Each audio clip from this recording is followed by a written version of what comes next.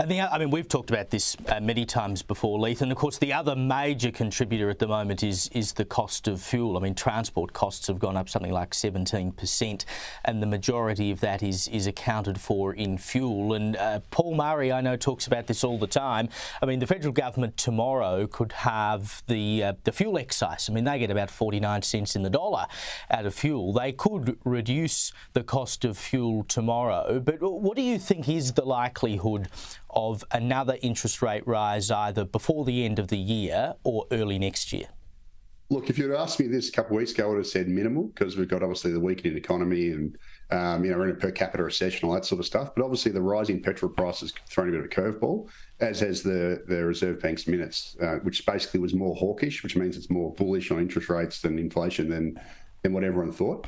Look, I'd say, Terry McCrann's probably about right. It probably is about 25% increase for another rate hike, maybe 50% chance. Again, it all tilts on what happens with with inflation next week, and then also wage growth, which will come out the next month. So basically, the Reserve Bank, I think, is doing the right thing. It is looking at the data, and it says if it comes in stronger than we expect, we'll hike, but if it doesn't, we'll keep rates on hold. So, I mean, I'm obviously sitting on the fence because I honestly don't know. It all depends on the data.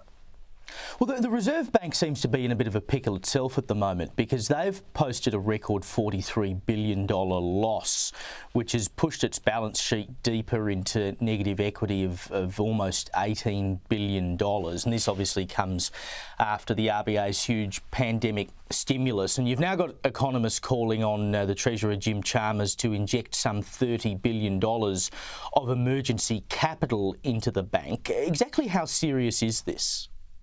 Look, I mean, obviously they've taken a punt, but it sort of reminds me a little bit of Monopoly. I mean, the bank always wins, right? So, Reserve Bank is the bank, and it's a bit sort of weird. It's it wants its emergency money pumped in when it can basically print money. It creates money. So, look, the whole thing's just it looks like it's a bet on the markets that's gone wrong. I'm sure the federal government will end up doing what it needs, to keep it so-called solvent. But look, the thing I'm more concerned about, and this, I'm sorry to tilt this on you, but it's actually the fact that the Reserve Bank governor has just received a 100,000 plus pay rise. I think that's a bit egregious when given the Reserve Bank is the one telling everyone that we've got to keep a lid on inflation to keep a lid on wage growth to hold inflation back, when it's just awarded itself a 10% pay rise to the governor. That to me is the far bigger issue.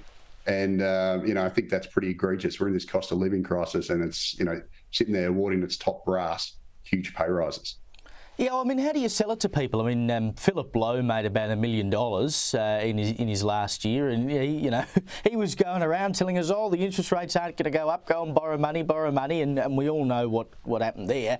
And he, of course, had access to that scheme in his early days at the Reserve Bank, where he basically got a half-price interest rate on his mortgage, so he benefited out of that. And then what is it now? The average person sitting on the Reserve Bank board is making around $80K a year. Is that right? No. I mean, the amount of money that people get paid at the Reserve Bank's astronomical. They got loads of people getting paid over 200 grand, and then heaps getting paid over 400 as well. But board members, though, what's a board member making? Actually, look, to be honest with you, I'm not sure. I can't tell you that because I don't know. But I'm sure they're on a good wicket, because everyone at the Reserve Bank's on a good wicket, especially if you're at that top upper echelon. And to be fair, this isn't just a problem across the Reserve Bank. We've got the head of the National Broadband Network getting paid $3 million a year. We've got all the university vice chancellors getting paid over $1 million. So we've got this kind of problem where we've got this greedflation going on if you're one of the top people in these quasi-government organisations.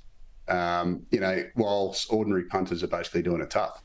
And, this has been a problem with CEO pay in general, but it's really infected our public service and quasi-government bodies. I mean, I put universities in that bucket because they're basically funded by taxpayers. And, it's right across the spectrum, where the head of the Australia Post, National Broadband Network, Reserve Bank, universities, you name it. They're all getting paid way too much. And their pay rises just don't reflect, their productivity and their value, in my opinion. Well, if anyone else can let me know if they've had a 10% pay rise, I'd love to hear it. Leith van Onselen, thank you for your time.